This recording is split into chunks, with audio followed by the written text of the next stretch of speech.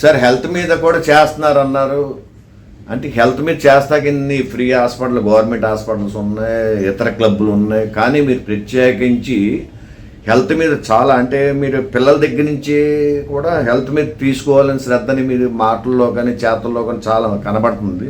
ఏంటి కారణం చెప్పండి సార్? ఇప్పుడు హాస్పిటల్స్ ఉన్నాయి, మిగిలిన క్లబ్లు సేవ చేస్తున్నాయి అంటే వాళ్ళు ఏం చేస్తున్నారంటే అండి, రోగం వచ్చాక ట్రీట్మెంట్ చేస్తున్నారండి. కానీ మా ఉద్దేశం ఏంటంటే రోగం రాకుండా ఏం చేయాలి ఇది నేర్పించాలి మనం. రోగం వచ్చాక ట్రీట్మెంట్ చేయడం ఇట్స్ అప్సైడ్. అయితే prevention is better than cure అని ఇంగ్లీష్లో చెప్పినట్టు అసలు రాకుండా మన లైఫ్ స్టైల్ చేంజెస్ ఏం చేయాలి, ఎట్లా చేయాలి. దీనికి ఎగ్జాంపుల్ చెప్తున్నాను. ర్యాపో జిమ్తో కలిపి మేము ఒక 3K walk, awareness walk conduct చేసి వచ్చిన వాళ్ళందరికీ అసలు ఫిజికల్ ఫిట్నెస్ మీద ఎట్లా ఉండాలి ఏంటి. అట్లాగే డాక్టర్ లక్ష్మణ్ గారిని చెప్పి మన రొటీన్ వారితో పాటు ఒక 3K వాక్ చేసాం. ఇవన్నీ ఏంటంటే అవేర్నెస్, జనాలకి ఇంపార్టెన్స్. అలాగే నెక్స్ట్ సండే, ఈ సండే కాకుండా పై సండే డేట్ ఉంటుంది 30th కాదు అనుకుంటా, దాని నెక్స్ట్ సండే 6th చేస్తాం, April 6th. ఒక పుష్కరవనం ఉంది కదా ఇక్కడ, పుష్కరవనంలో 5K వాక్ అరేంజ్ చేస్తున్నాడు. ఇది ఏంటంటే రండి, ముందు మన ఫిజికల్ ఫిట్నెస్, బాడీ ఎట్లా ఉండాలి, ఎట్లా చేయాలి, అందులో వేరియస్ వక్తలు వస్తారు, మాట్లాడతారు బాడీ మీద. అట్లీస్ట్ మా అవేర్నెస్ మీద ఒక్క నలుగురు ఒక ఎక్సర్సైజ్ స్టార్ట్ చేశారు అనుకోండి, చాలు కదండి మాకు, నేను సక్సెస్ అయినట్టు.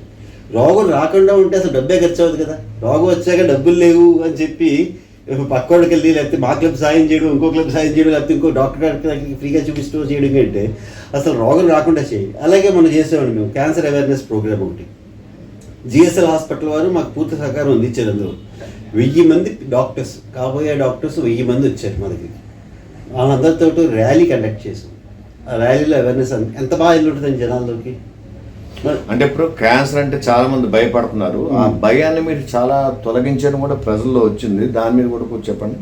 అదే ఇప్పుడు క్యాన్సర్ క్యూరబుల్ ఒక స్టేజ్ దాకా రండి, కానీ అసలు ఇది ఫైనల్ స్టేజ్కి వస్తేనే కానీ ఎవరు చూసుకోవట్లేదు. రెగ్యులర్గా టెస్ట్లు చేసుకుంటే వాళ్ళకి ఏమన్నా ఇబ్బందులు ఉన్నాయా, బాడీలో సిమ్టమ్స్ ఉన్నాయా ఏంటి చూసుకుని చేస్తే early stage, first stage, second stage, third స్టేజ్లో డిటెక్ట్ చేసుకుంటే ఇట్స్ కంప్లీట్లీ క్యూరబుల్ అండి.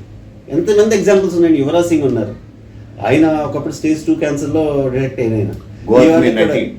గౌతమి ఉన్నారు, సినిమా హీరోయిన్. 2-3 ఉన్నారు. మమతా మోహన్ దాసు, ఇంకా ఆవిడ కూడా ఉంది కదా, హంసనందిని హీరోయిన్ ఆవిడ. మన మహేష్ బాబుతో కూడా యాక్ట్ చేసిన ఆవిడ ఒక ఆవిడ ఉంది కదా, మనీషా. వీళ్ళంతా జయించారు హీరోయిన్స్, తర్వాత బాగానే ఉన్నారు అనుకుంటే యువరాజ్ సింగ్ ఇవాళ ఆడుతున్నాడు క్రికెట్. స్టిల్ అతను లీగ్లో ఆడుతున్నాడు. నిన్న మొన్న సచిన్తో కలిసి అతను బ్యాటింగ్ చూసాను నేను 3-4 days బ్యాక్. క్యాన్సర్ అంటే చాలా ఖర్చుతో కూడుకున్నది, కానీ మీరు అలాంటిది ఫ్రీగా కూడా చేస్తున్నారు, దాని గురించి చెప్పండి. GSL హాస్పిటల్తో మేము ఇదివరకు క్యాన్సర్ స్క్రీనింగ్, ఆడవారికి బ్రెస్ట్ క్యాన్సర్ స్క్రీనింగ్ చేయించాము ఫ్రీగా. అది టెస్ట్ ఒకటి 6,000 నుంచి 10,000 దాకా అవుతుంది. అలాంటివన్నీ కూడా సుమారు 500-600 మంది పైన చేయించారని తెలుసు మనకి. అవునండి, దగ్గర చేశారు. 500 మంది దాకా చేసేవండి. GSL హాస్పిటల్లో వాళ్ళ సహకారంతో నేను చేశాను, క్యాన్సర్ హాస్పిటల్ సహకారంతో. వాళ్ళు మొత్తం వాళ్ళ ఎక్విప్మెంట్, డాక్టర్స్ అందరూ తీసుకొచ్చి ఇక్కడ త్యాగరాజ క్యాన్సర్ కదండి, అందులో ఆడిటర్ భాస్కర్ రామ్ గారు మా కోసం హాల్ ఫ్రీగా ఇచ్చారు. GSL వారేమో ఎక్విప్మెంట్ ఇచ్చారు. 3 రోజులు క్యాంప్ పెట్టారు, చాలా బాగా జరిగింది. కొంతమంది దాతలేమో మనకు అక్కడ ఇన్ఫ్రాస్ట్రక్చర్ అది క్రియేట్ చేయడానికి ఇచ్చారు, కొంతమంది దాతలు భోజన సహకారం చేశారు. ఇదంతా దాతల వల్లే జరిగింది తప్పితే మా ఒక్క థింగ్ గొప్పతనం ఏం కాదు.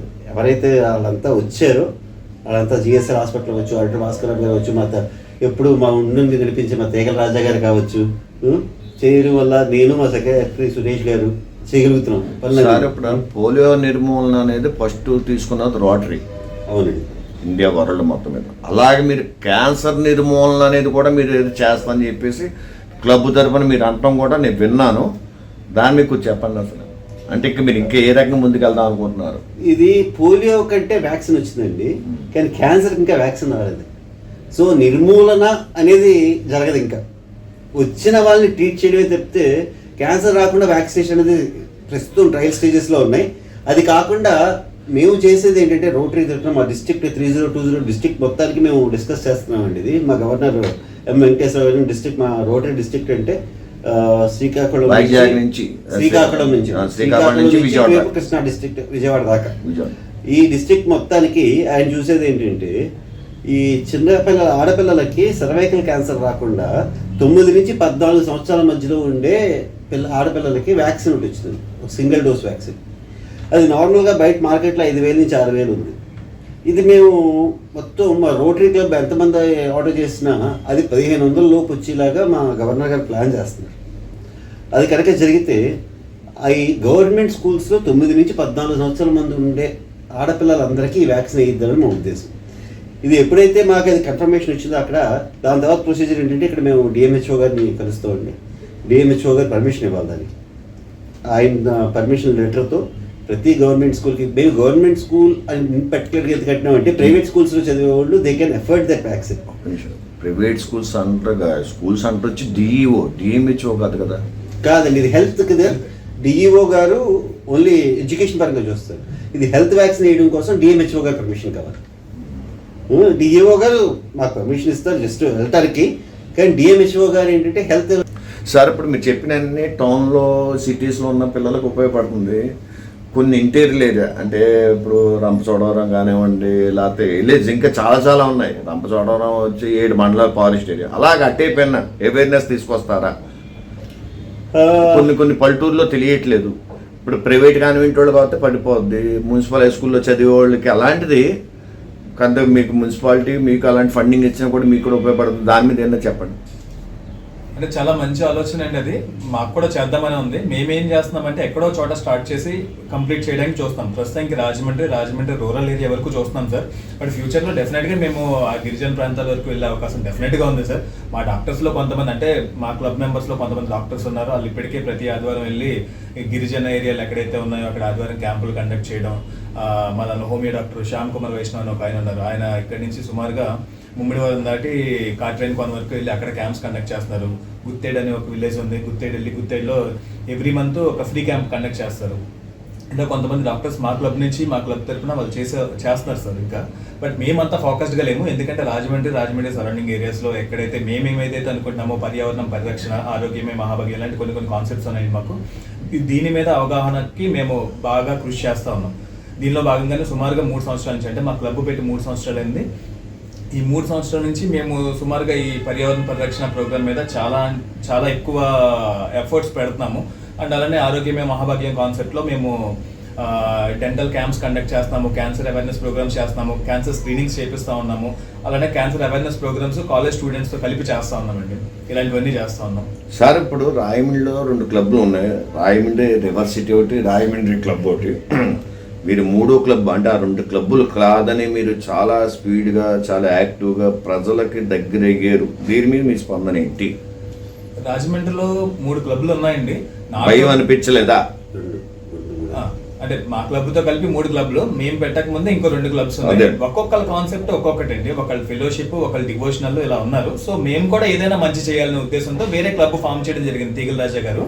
అలాంటి సదుద్దేశంతో ఆయన స్టార్ట్ చేసిన తర్వాత ఆయన అంతా పర్యావరణ పరిరక్షణ కాన్సెప్ట్తో ఆయన ముందుకు వచ్చారు. కానీ మీరు వచ్చిన తర్వాత రాయమండ్రి 3వ క్లబ్ వచ్చిన తర్వాత ఆ 2 క్లబ్బులతో పాటు, అంటే నేను కొంతమంది కలకటా వాళ్ళతోనూ చెన్నై హైదరాబాద్తో మాట్లాడితే రాయమండ్రి 3 క్లబ్లు పోటీగా చేస్తున్నాయి, మంచి పేరు ప్రఖ్యాతులు వచ్చినాయి. మీరు పడ్డ కష్టం వల్ల, అంటే మీ ప్లానింగ్ వల్ల మరి ఏంటో కానీ మంచి పేరు ప్రఖ్యాతులు అయితే వచ్చినాయి.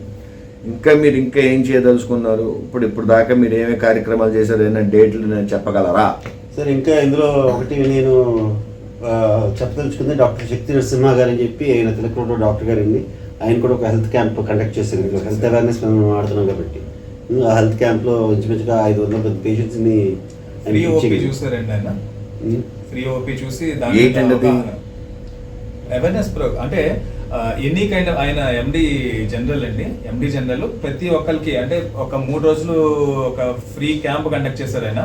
ఎనీ కైండ్ ఆఫ్ మీకు ఎలాంటి కన్సల్టేషన్ అయినా సరే మీరు అక్కడికి వస్తే ఆయన అవగాహన క్రియేట్ చేసి, అంటే చిన్న ఏదైనా ఉంటే ఆయనే ట్రీట్ చేసి పంపిస్తారు. ఇఫ్ ఇన్ కేస్ ఏదైనా పెద్దదైతే మీరు ఎక్కడికి వెళ్ళాలి, ఎవరిని కన్సల్ట్ చేయాలి, దాని పెనిట్రేషన్ ఏ లెవెల్లో ఉంటుంది అనేది ఆయన అవగాహన క్రియేట్ చేసి పంపిస్తారండి.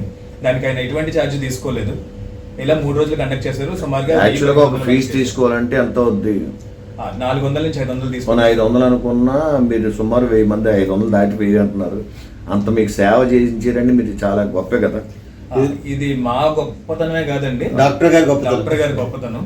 ఇప్పుడు ఏదైనా అంత చేశారంటే మా క్లబ్ లో సుమారుగా 100 మంది పైన మెంబర్స్ ఉన్నారండి. పెద్ద క్లబ్ కూడా కదండి మీది. స్టార్టింగ్ తోనే 100 మెంబర్స్ తో స్టార్ట్ అయింది మీది. Rotary club Rajahmundry icons starting తో 100 మందితో. అవును. అది ఒక రికార్డ్. అవును సార్. అది తీగల రాజా, క్రియేట్ బై తీగల రాజా. అవును.